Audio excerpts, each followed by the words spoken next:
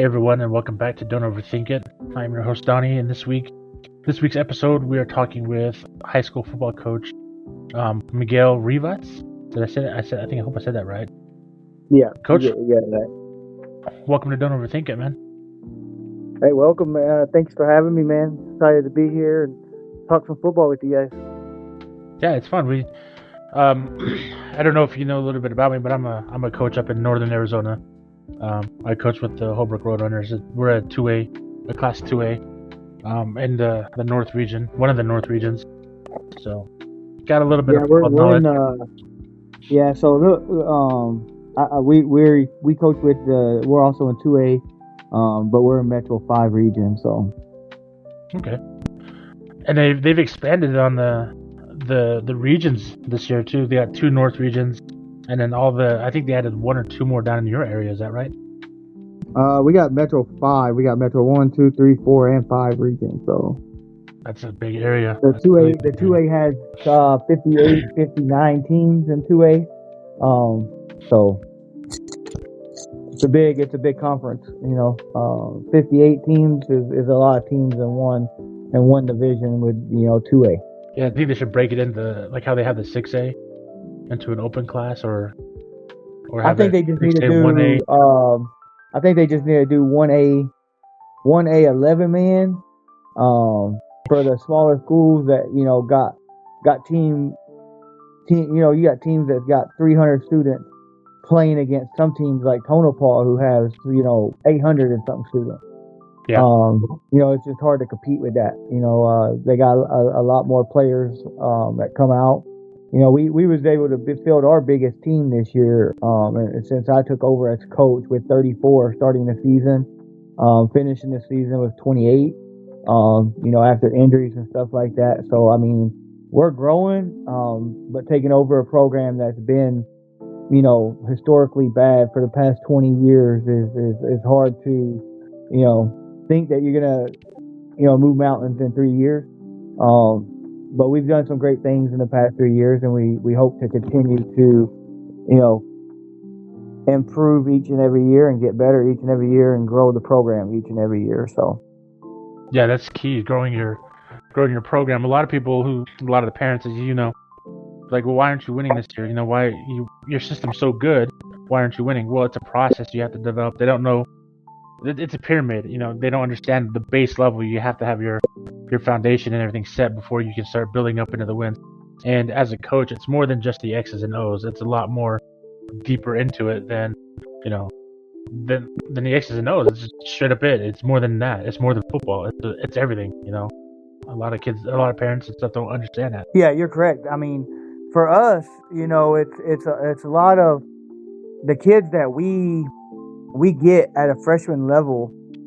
98% of those kids have never played football before in their life, with the exception of maybe a flag, at the middle school level, or maybe a couple of them play flag out in town with like catch and go or something like that. But as far as like tackle football here at the San Pasqual Valley High School, 98% of those kids have never played tackle football. We have on our team this year, we have maybe 3 kids out of 34 kids that have ever played tackle football. And so that makes it extremely hard because you got your juniors and seniors who've been playing for, a couple years. Then you got a whole group of freshmen coming in that's never played. So you have to go back and you have to start all over teaching those young guys how to play the game of football. And then this year we also had a lot of upperclassmen that came out that's never played. I mean, we had 5 seniors that came out this year that have never played football before. And maybe 4 or 5. Let's see, Caesar, Isaiah, and I think we had another 4 juniors. Cesar Bravo, who ended up being one of our starting middle linebackers, he came out this year who's never played football before in his life, So, at a small school like that, it's hard to be able to coach because you got some kids that you have to go back and coach from the beginning and teach them the basics of the fundamentals of how to tackle and how to do this and how to do that. But then you got your older guys who are getting bored at the same time, and having a small coaching staff like I do with, 3 to 4 guys out there every day, it's just extremely hard to be able to keep all 4 levels of football engaged. You got your brand new guys, your middle level guys, and then your guys that have been there for doing it for 4 years. So it's kind of hard to coach them all at the same time, because if you're teaching the basics, the guys that's been there are getting bored, and if you're teaching the older guys, the younger guys are like, what's going on? So you got to kind of balance it out and make it even, and try to keep it like that, so that you're keeping them all engaged at the same time. Yeah, that's a difficult thing, and that's where off-season workouts come. They play a major impact in that, because you can go out to the field and you can have your upperclassmen start teaching these younger guys who don't know the basics of form tackling, who don't know the understanding of what a certain step is in a direction when you're on offense, or even what a defensive technique, the defensive tech number is. That's where these upperclassmen can start teaching these underclassmen, especially if they don't have that experience, like you're saying you don't. It's hard to do, because and we have 3 to 4 staff up here with us that are on 20 that are with them a lot, and keeping them involved and interacting is really, really difficult. So I get what you're saying. I understand what you're saying. My first year coaching, I was a JV head coach. I was a wide receiver coach, and I was the assistant on varsity along with the wide receiver coach. So there's times where be the defensive coach, special teams coordinator, and the head coach and the offensive coordinator all in one. So we wear a lot of helmets. So our understanding of the game is going to be a lot more different and we have to teach these guys to be able to teach the underclassmen the correct way to do things, the way we want things done, while we're working with the experienced guys to perfect them and get them ready to go. So I get what you're saying. It's a struggle out there, especially with limited staff, and then you got parents in the stands, run this play, run that play, put this player in, put that player in, and it's like I gotta have my best 11 out there every chance I get. So yeah, I don't really have that issue. I don't really have that issue down here where parents get involved very much. That's one thing I can say that I really like and enjoy where I coach at, because I don't have a lot of parents in the stand saying, "Oh, run this play or run that play," and if I do, I don't hear them because I got my headset on. And nobody really ever calls me or texts me and said, "Hey, coach, why didn't you do this? Why didn't you do that?" I think for the most part here, it's just we don't have a whole lot of parent involvement in the first place. Parent meetings, things like that. We might have 5 or 6 parents that come. So really, it's all on the kids, man. They get themselves to practice, whether they get picked up by other players and stuff like that. So we don't have a whole lot of parent involvement. I mean, we did have the stands a lot more packed this year than we have in the past, and things like that. So the program's growing. The program's going in the right direction. One thing that I can say is we lost a lot of close games this year. We have to learn to finish games. We have to learn to play 4 quarters and not just play 2 quarters. The first game of the season, man, we was up on Bourget Catholic 7-0 going into the 4th quarter. They ended up scoring 2 touchdowns late in the game and beat us 14-7. I think within the last 5 minutes of the game, they scored both touchdowns. So that was a backbreaker. Then the next week we played St. John Paul Catholic, we played St. John Paul Catholic, and we was able to pull that out 30-0. The week after that, we went up to Kingman Academy. We started really slow. I mean, they got up on us 14-0, battled back and tied it at one point, 28-28, and ended up losing that game. It should have been 44-34, but final score was 50-34 because they threw a Hail Mary touchdown at the end of the game, and I thought they was going to take a knee. You're up 44-34 with 10 seconds left. There's no need to throw a touchdown pass. I didn't take that very lightly. So, when they come down here next year, they better prepare it. If we have a chance to run it up, we're going to. If you do that to me, if you do that to me, don't expect me to take it easy on you the next year. If I have the opportunity to run it up, I'm going to. Then we went over and we played Santa Rita. We won that game 42-0 at the half. It got canceled at halftime because of rain and lightning, which I wish we could have continued playing that second half. I think, my running back would have got the other 57 yards he needed to break 1,000. This year, he finished the season with 943 yards as a junior running back. So I was hoping to get him 1,000, but we wasn't able to get there. So, hopefully next year he'll break that 1,000-yard mark. And then we played Tonopah and Glendale Prep back-to-back weeks. Were tough games. I mean, we were beat up after those two games, man. Very physical teams, very good teams, well-coached teams in Tonopah and Glendale Prep. I thought we had opportunities where we could have made plays. I mean, against Tonopah, the first two series that they made us punt, we punted the ball inside the 1-yard line and had them stuck at the goal line, and we had the quarterback sacked in the end zone and let him go where it could have been a 2-point safety for us. Instead, it ended up in a 35-yard run for their quarterback. So we had opportunities in that game to make plays that we didn't make. That I feel like it's because we were young. We had guys that never really played ball, playing in positions that needed to be able to make those plays, and they wasn't. Hopefully this next coming season they'll be able to make those plays. And then after that, we ended up playing Heritage Academy Levine, where we lost 21-20. Then we played in the Telegraph Pass Trophy against Antelope. We was up at half in that game, which was a mud fest. I mean, straight downpour rain, no lightning. Very fun game to play. I have to tap my hat to Coach Brown out there, who pulled off the second half victory. We was up at half 20-13. Then they came back and beat us 45-20. In the second half, we just couldn't get anything going. Quarterback missed a couple wide open wide receivers. Threw a pick six threw a pick in the end zone where I thought we was going to score. Instead of checking it down to the crossing route, he threw it to the corner route. It got picked off. That kind of changed the momentum there, and then we started getting some injuries in the second half, cramping from the running back. That kind of took the momentum away from us, and they took the momentum and won the game.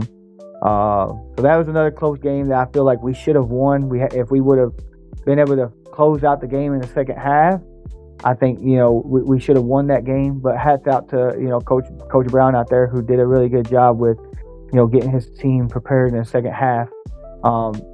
And then the last game of the season, because we didn't play the crossover game, but we did finish out our season with Highland Prep West at home. We was up 21-7 in that game.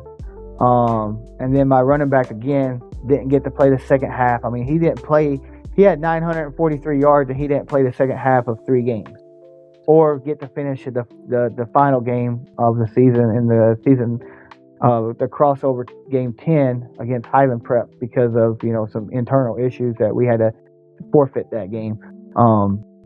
So losing that one to Highland Prep West really hurt, because we was up 21-7 at the half there as well, and just came out and ended up losing 61-41. So we got some things to work on in the off season, and that's learning how to finish football games. Yeah, I think that's where a lot of that experience comes in and stuff. You got to have the upperclassmen and the experience that you wish you had. Not you specifically, but some of the teams, that the younger teams that are coming in, they're lacking that experience. So when they come in to these games that are dogfights, they don't know how they can't finish it, or they don't have the experience to finish it because maybe the other team is a little bit more experienced or has that much more push in them to fight for that experience. But from what you're saying, it sounds like you're just lacking the experience from what you said of no junior high football, tackle football, kids coming in the program having to start back at ground level with a lot of them. You know, it sounds like there's just a lot of inexperience right there, and you know, if you can get that experience in there, I think you guys are going to be winning a lot more games this coming season. Because right now you ended your season at 2-7. You know, and like you said, this is your third year. You're rebuilding a program. I've seen programs that go 4 or 5 years without any kind of progression that you've made. I mean, you've won some dogfights out there, and you know, there's a lot of people who would say, you know, their theories or their process or their programs aren't good enough. But then again, it goes back to understanding the game of football. You have to teach the boys something, and they have to be able to grasp it and understand it. Because if not, you're back at square one, ground level, doing the same thing you're doing, and keeping your experienced players entertained or occupied is hard to do. So yeah, that's, you know, that 2-7 is a pretty good record. It's better than 0-10 or 0-9 or you know, whatever it is, going undefeated. And I think we could have probably beat Highland Prep, Highland Prep, if we would have been able to play that 10th game. But unfortunately, you know, we had some of our seniors that decided that, you know, it was in their best interest to not play the final game because they had other sports that's coming up that they want to play. And, you know, it kind of affected us getting to play that last game, you know, with a lot of kids that decided that they just wasn't going to play in the final game because they didn't want to get hurt before basketball season or wrestling. So that really, really hurt us at that being able to play that 10th game. I think it was selfish of the players to worry more about themselves than the team. And, you know, this will be the last group of kids that were on the team prior to me taking over. These guys were all freshmen when I took over the team. They were sophomores the year that I took over. So this will be the last group of kids that were coached by somebody else before I got there. And I think that's going to help us going forward as well, because we have mainly kids now that have been under me for, you know, going on their 4th year.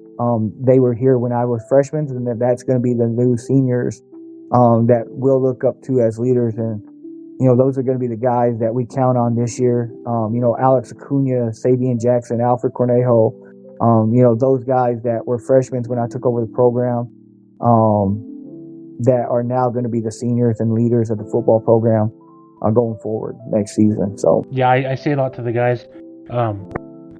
When we're at practice, I tell them a lot. I say, hey, you're a senior, right? And they're like, yeah, I'm a senior. And I was like, so this is your last year playing football? And they did tell me, yeah, this is my last year playing high school football. Cool. Well, if you're a senior, why don't you start acting like it on the field? Why don't you take that initiative and show your senior leadership? And I had one guy ask me, he's like, well, I'm not. He told me, well, I'm not a captain. I was like, dude, you don't have to be a captain in order to have senior leadership. You have to be able to lead a team in order to be a captain. You know. Right. So you have to have that lead. You're a senior, have that senior leadership, be proud of what you're doing, and lead these linemen into a positive direction that they need to go. And it's just until recently that they understood what I was saying. Unfortunately, it took them the region game to realize that. They kept telling them, hey, quit pussyfooting around in practice. This is going to bite you in the ass when it comes down to it. And we ended up losing the region championship last weekend to Tuba City, 20-18. I mean, and I was like, this is what happens when you goof around in practice and you don't take any leadership. And, you know, it is what it is. I can tell you and teach you everything that I know, but it's up to you to implement it and to be able to proceed and use it the way it needs to be used. If you can't do that, then, you know, I mean, I got some seniors out here who are running out of bounds because they don't want to get hit, or they're throwing their ribs into a block. We're like, you're gonna break your ribs, you're gonna hurt yourself more. Square up, hit with your shoulder pads and helmet, and make a block. It's not gonna hurt, and if it does, it's only gonna hurt for a little bit, you know. So, I mean, and that's kind of like where it boils down to us, and losing those second half close games was, I feel like my kids wasn't in the best shape that they could be in, because like you said, you can't make a kid run laps full speed, or you can't make a kid run sprints full speed, and if that kid is only giving out 80% instead of 100% during conditioning drills during the off season or during the regular season, when you do, because we don't do a lot of conditioning during the season. I don't know a lot of teams that do during the season, because you got 2 hours of practice is not a lot of time. So you're not going to spend a lot of time running kids to the ground, because that's what off season's for, in my personal opinion. Now we do condition. I mean, we do condition during the regular season, but we don't spend an hour of running our kids into the ground. We might take the last 15 minutes of practice and run some quick sprints just to keep them in shape and not let them get out of shape. But I feel like that's where our kids kind of were dogging it towards the end of practices, when we're like, hey, run sprints, and you got a senior lineman that's just jogging the sprint, or he's jogging the lap, and not putting 100% effort in. So then when it comes game time, we have to start a kid that, he's put in more work this week because he ran his sprints at 100%, but he don't know the offense as well as that senior lineman who I have to bench because he wanted to take, and jog during the sprints during the week, or, things like that. And so that's kind of bit us in the butt a lot, because, or we have a kid that if you miss a day of practice, I won't let you play for one quarter. If you miss 2 days of practice, you don't play for a half. And so there's times that we would start the game, and this first half, I let the player start, and then the second half, I bench them because they have to sit out a half of a game because they missed 2 practices. And then that would come back and bite us in the butt, because we would have to, not have that player playing in the second half when we really needed them, And it would cost us because they would end up scoring on that side where that defensive lineman should have been playing, So, one of the questions I have for you, and you talked a little bit about this earlier. So, what's it like being in charge of a program like yours? I mean, you rebuilt it from the beginning,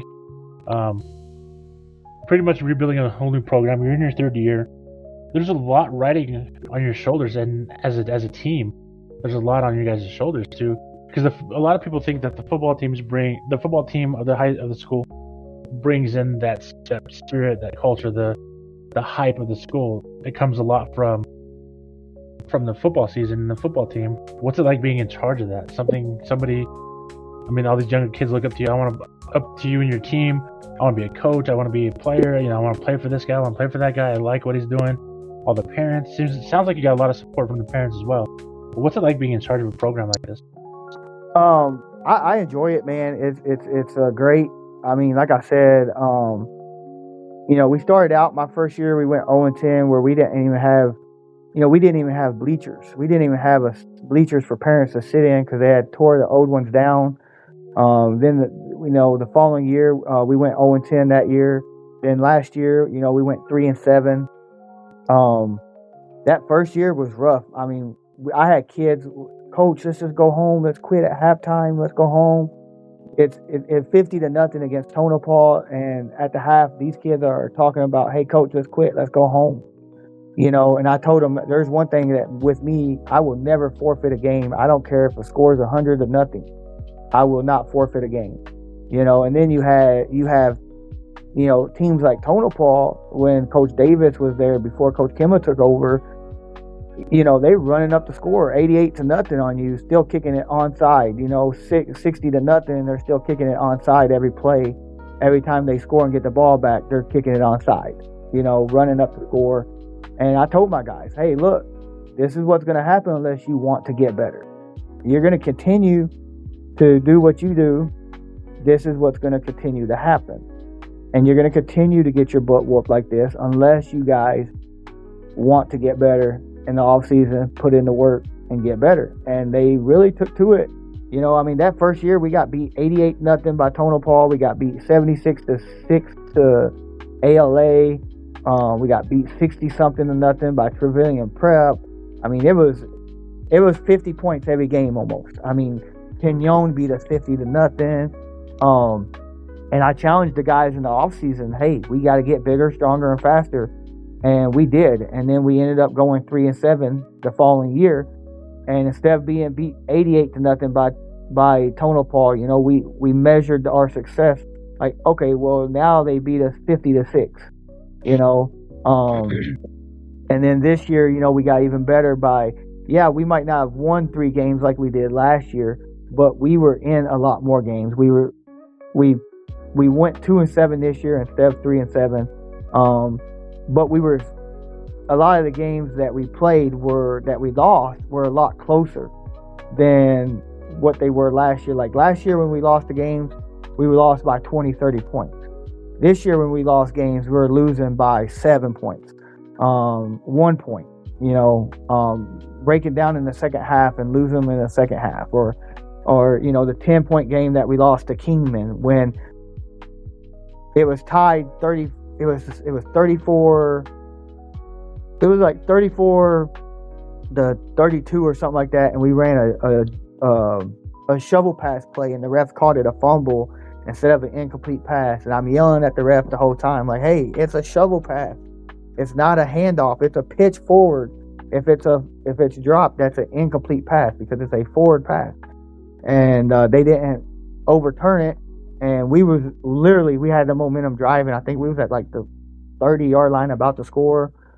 We could have even kicked a field goal from there because my kicker can kick that far. You know, if it would have been 4th down, we could have kicked the ball and probably went up 35, 34, you know, and had that momentum to finish out that game and win. But, you know, we have things like that just went against us this year that we got to continue to teach the kids how to continue to work through adversity because they're not used to it because we don't have a youth football program. And so I'm really working with the community right now to, you know, try to get a youth program established, and things like that. But as far as like coaching out here, man, it's a blessing because you don't have a lot. You have parents involved in the program, but they're not involved in like telling me what to do. They see that what I'm doing is working, and they have bought in for the most part. They've bought into what we're doing, and they support us in what we're doing. So it's a blessing to be able to coach out here with this type of community and kids. That sounds like you guys are just how do I say this? That sounds like a successful season right there. I mean, if you go from winning zero games your first year, and then 3-7, and then 2-7, like you said, you're not winning the 3rd game, but you're being competitive, right? So that's a win right there. And in my books, personally, that's a win. It's high school. It's not all about winning. It's about teaching these young men how to overcome that adversity that they're going to face as young men. And that's what it seems like you're doing. You're teaching them how to overcome it and become competitive in a world that's really competitive. So I agree 100%. That's a win. This is it sounds like you had a pretty good season. And on the upside of things, you know, as for next year, sounds like you got a lot of experience coming back, and I think you guys are gonna have a good season next year. We'll catch up with you next year and then talk more football next year. See how you guys do. Yeah, and so I'm super excited for next year. We've already started the off season. We're already back at it. I mean, I'm gonna give them a couple months off as far as like lifting and weights and all that, but we're already studying film. We're already looking at kids like, you know, to be leaders. We're looking at kids to, you know, step up and take charge. And so one of the things that we're doing right now is on Sundays, we're going to start, not this week, but starting next week, we're going to have Sunday NFL days where we're going to get in the locker room. We're going to put the projector on and we're going to sit and watch NFL football with the guys, and just explain to them the rules of what's going on. Because like I said, man, like some of these kids, they don't understand the rules of football. And one of the things that happened, you know, and I was extremely mad when this happened, but we did an onside kick in the middle of the field because Highland Prep West had nobody in the middle. They had 4 guys on the front line, but they had nobody in the middle. They had 2 to the left, 2 to the right, and then the middle guy was like 15, 20 yards back. So we did a onside kick middle, but it didn't go 10 yards. And my guys just stood there looking at the ball, and I'm yelling, touch it, touch it. And while I'm yelling that, one of the Highland Prep West kids come in, scoop the ball up, and run it in for a touchdown. And I'm like, guys, what are you doing? Like, what are you guys doing? Like, you guys have to touch the ball. But coach, during practice, you say if it don't go 10 yards, don't touch it. I'm like, when we're on kickoff return, but not when we're on kickoff. And they're like, oh, my bad, coach. I thought you couldn't touch it on either side. I'm like, no. This is, and so this is the things that I'm trying to, teach these kids, because that's how much they don't even know football here. And it's not all of them, but it's a big portion of them, because none of them really played football. Like I said, I got maybe 3 or 4 players that's ever played football prior to getting to high school, as far as tackle football. And so things like that. And then against Antelope, we blocked a field goal, and my guy picks it up, and he just starts walking to the sideline, and Antelope players start walking to the sideline too. And I'm like, run. I'm telling him to run with the ball. So finally, I was like, run for a touchdown. He takes off down the sideline, but Antelope players heard me yelling at him, so they turned around and came and made the tackle. But had he taken off by himself without me having to yell and scream at him, he probably would have scored. He's gone. Yeah, because they wouldn't have seen him taking off down the side of the field, for a touchdown. But it's just little things like that we have to teach these kids, and it was a freshman. It was a true freshman that picked up the block punt, and he didn't know what to do, or, the block field goal. And he had no idea what to do with it. And I was like, dude, you gotta he's like, oh, I can run that back for a touchdown. Like, so when I got him to the sideline, I'm like, telling him, and he's like, oh, I can run that back for 6 points, coach. I'm like, yes, you can run it back for a touchdown, dude. Like, you have to understand the rules of football. And so that's one of the things that we're really going to focus on next year, and during this off season, is getting the kids into the classroom and doing football classes, and just teaching them and helping them understand the game of football. Yeah, that's going to be a positive thing. I think that would help you be beneficial, because then they understand the game and the rules. Everything else is just cakewalk.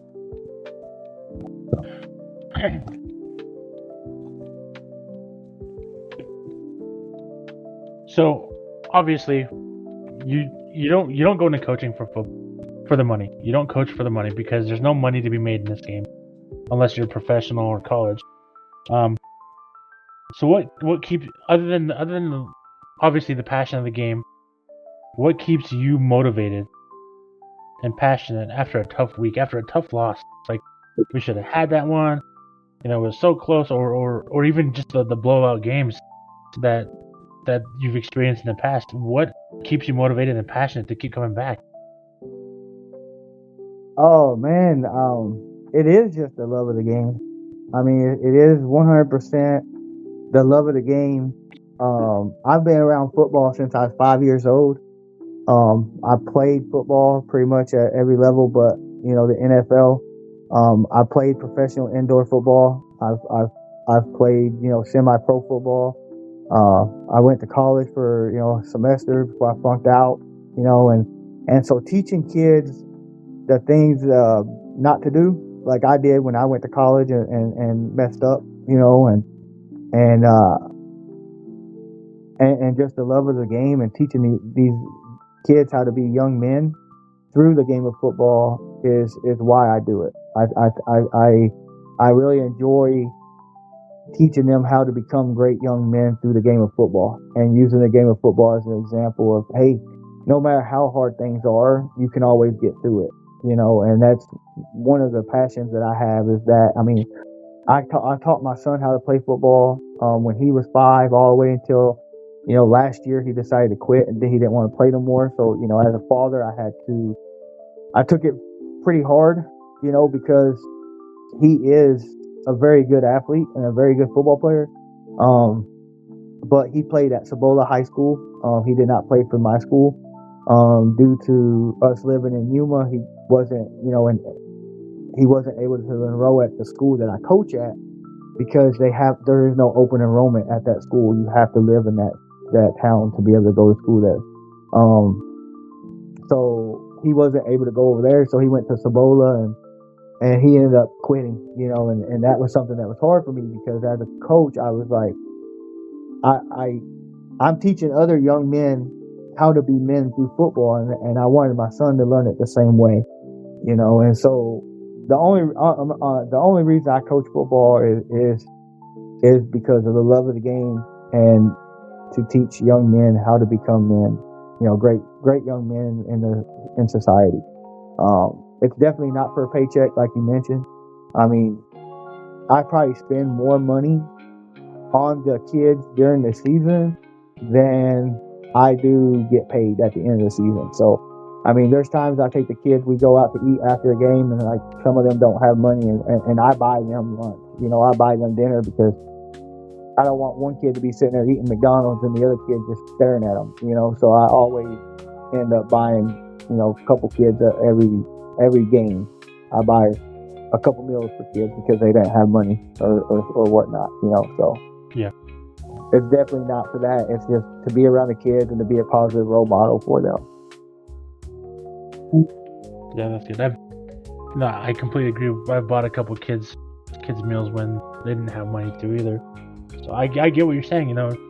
Turn these young men into productive members of society. It's definitely a positive direction that a lot of people need to head into. My next question. What do you wish you knew before you started your coaching career? What's something that you're like, oh, I wish I'd known that before? Whether it's positive, whether it's negative, whether it's, something that you learned on the way, whether it's something that, you're just learning now. What's something that you wish you knew before you started your coaching career? I think the one thing I wish I knew more was offensive line play. I just feel like the offensive line is such an important part of football, and I tell my guys all the time, no line, no shine. And I mean, I've been saying that for years. But I really wish I learned more about offensive line play, and I'm going to continue to this off season go to coaching clinics and stuff like that to learn more on the O-line play so I can get better prepared to teach my guys, how to play that position. So yeah, I noticed that you were looking for an offensive line coach the other day. I saw it on Facebook. Yeah, you're looking for one. Yes, sir. I currently assist with the defensive line and offensive line. My special teams. I like special teams. That's where I'm at. That's where I wish I could be at. But offensive defensive line. Yeah, the O-line is just extremely. I feel like it's a difficult position to coach. So I'm trying to find somebody that can really come in and coach it the right way. What kind of offense are you running? We run a little bit of everything. We like to just change it up from week to week to see, what mismatches we can find in the defense. Like against Trevilian Prep, we went to a triple I formation. Yeah. I mean, not against Trevilian Prep, against Heritage Academy Levine, and they had a really, really hard time stopping that run game. But against, other teams, we went to spread, more of a air raid type offense. So it changes from week to week. We change, but we have a lot of our core stuff is kind of more air raid type stuff. And when we do run it, it's more of like a GT counter, or we'll go in an open formation and run a GT counter, or blue formation and run a GT counter. And that's the thing with the air raid is you can run the same play, like you can run a 95 but run it out of 6 different formations, but it's the same play. It just looks different because you're in a different formation. Yeah. I've coached with a couple of people who run the air raid and the spread offense and stuff, and that's what they did. They run one simple play and they had multiple formations for that one play, and it's like, how do you learn this? How do you teach all these? Because the footsteps. Let's say you're running, an outside zone or inside zone. The footsteps the same, just the formation is different. So, and these kids are like, well, I don't understand this formation does this formation does that. It's just giving the defense a different look at the formation.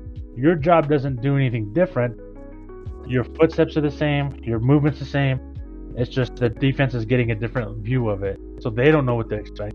Because if you line up in a 2x2 and you run, the same thing up the middle, the inside zone up the middle all the time, they're going to say, oh, look, hey, 2x2, they're running inside zone because they did it the last 5 different times. Now you come out in a trips right or a trips left, and you run inside zone, they think pass. That one-on-one on this side, got 3 on this side, they're probably going to pass it or have some kind of flood concept coming with that trips on one side. Now they're thinking. Now they don't know what's coming, and then you can run that inside zone up the middle. So I get having all the other formations, but sometimes it might just confuse the kids. But it definitely works. I've seen it work, and I've seen it fail. So. Yep, it really just depends on the kids, and so like I said, when we tricked into the triple I towards the end of the season, I mean, man, we was running the ball really well, and so it made for a great 1-2 punch when you be able to run the ball and throw the ball. It allows you to do a lot more. Yeah. So I noticed that I'm not sure if this is still. If you do this still or not, I noticed that you have your own recruiting agency going. Is that correct? That's correct. Yeah. I do what's called R&R athletics, recruiting and training. I do one-on-one training with kids that want to get better, and so I work with kids one-on-one, and train them as they position groups that they want to train in. And then also, with the recruiting, I help kids get recruited to the next level. Not only my own kids, but also kids from other schools that need help. I work with kids not only just in Arizona, but I got kids all over the country: Alabama, Carolina, Kentucky, New Hampshire, Massachusetts. I got kids all over, and I help them in the recruiting process. So. Okay, that's cool. I saw that and I was like, hey, maybe get my daughter into that, because my daughter's in 8th grade. She's gonna be a freshman. She's really good at softball, pretty good at volleyball, and then she's starting track and basketball. She's pretty good at basketball. She's pretty tall. She's a tall girl, but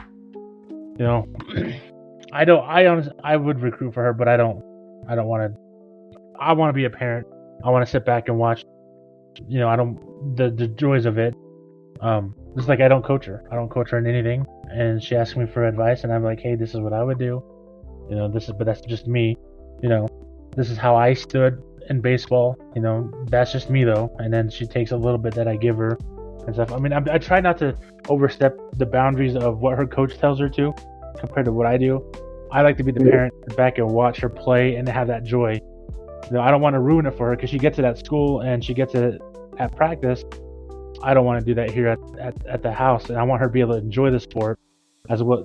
There's a time and place. Keep them separate. So I try not to coach her as much as possible. But being the coach, there's still that little bit that says, hey, you need to do this correctly. You need to watch this. You need to watch that. You need to follow through with your hands a little bit faster, turn those hips a little bit more.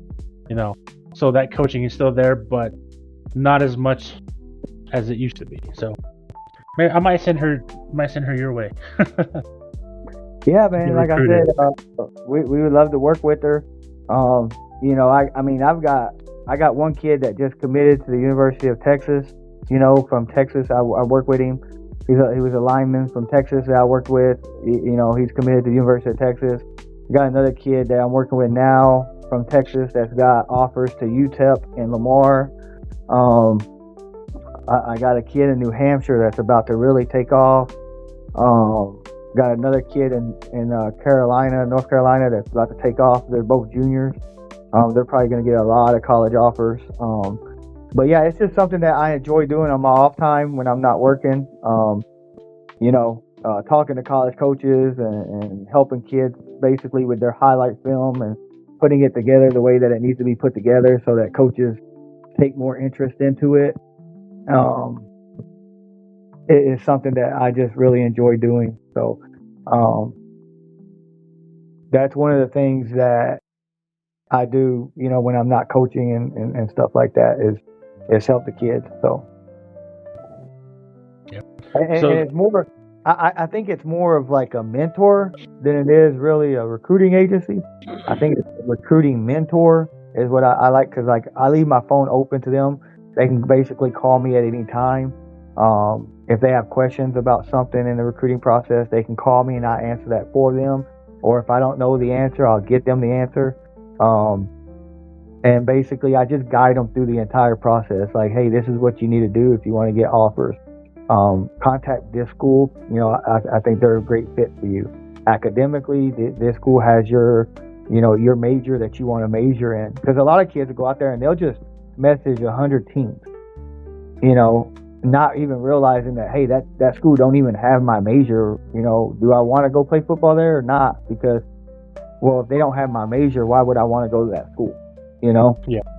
And so I basically just, mentor them through everything and guide them through the process the best that we can and help them get offers. So, Coach, before we close out, I got one more important question here. It's a really important question. Honest answer. Straight up honest. You seem like an honest guy, so straight up honest answer. After a long day of work or at practice, it's dinner time. Wife's not around. She's at work or out with her friends or something. What is your go-to meal? Oh man, if I have to make it, make it, order it, whatever. What is your go-to? Your wife's not home. She's out at work still. She's on her way home. You had a long day at practice. You're hungry. You need to eat something. What's your go-to meal? What are you gonna sit down and snack on and watch Monday Night Football or Thursday Night Football? Ranch chicken wings from Walmart. Good answer. Good answer. I like that answer. Chicken wings. I like that answer. Have you ever, let me ask you a question. Have you ever eat Walmart's ranch chicken wings? No, I haven't, but chicken wings in general are pretty good. I have a sensitive stomach, so I know you must. I'm going to recommend that you try the Walmart ranch chicken wings. Walmart ranch chicken wings. Alrighty. I might be making a run to Walmart, so from the deli. They have them pre-made in the delis. Okay. I will try those. I will definitely try those. I just walk into Walmart and say, "Hey, give me a dozen ranch chicken wings," and they'll put them in a bucket, and I take them home and eat them. And definitely, if the wife's not home and I gotta cook or I gotta make my own food, yeah, I'm gonna just go to Walmart and get me some ranch chicken wings. Good answer. I like it. Ranch chicken wings. So, before we close out, I normally have an inspirational quote, and I have this one. I've heard this one back a couple years ago, and I believe it's by Zig Ziglar, and it's difficult roads often lead to beautiful destinations, which is true. In our line of work, it's 100% true, because without it being difficult, you have nothing to strive for, right? So if it's difficult, you have a goal at the end to be successful. And being successful in our program or in our field it's a beautiful thing. You reaching championships, having a win, having a touchdown, your first touchdown, like you mentioned earlier. You had a kid who almost reached 1,000 yards. If you would have just finished that half of the game, he probably would have had his 1,000 yards. Things like that make it worth it. But getting there is the difficult part. He didn't come out one day and say, "I'm going to reach 1,000 yards this year." I mean, he probably did, but he probably didn't get very close to it. But after the work, he puts in a ton of work. But after putting in the work, putting in the time and the effort that's needed, he almost came across to it. He almost got it. So, difficult roads often lead to beautiful destinations. That is my inspirational quote. Keep your head down, keep grinding, and you'll be where you need to be. Yes, sir. I agree with that. I mean, 100% agree with that. Yep. I've heard that, and it's been stuck with me since. Like, the grind is real. The success is real. The success that you get from it is beautiful. So, I've been saying that for quite a few years now. What was it? One more time. Difficult roads. Difficult roads often lead to beautiful destinations. Yeah, I can see that very much. Mm-hmm.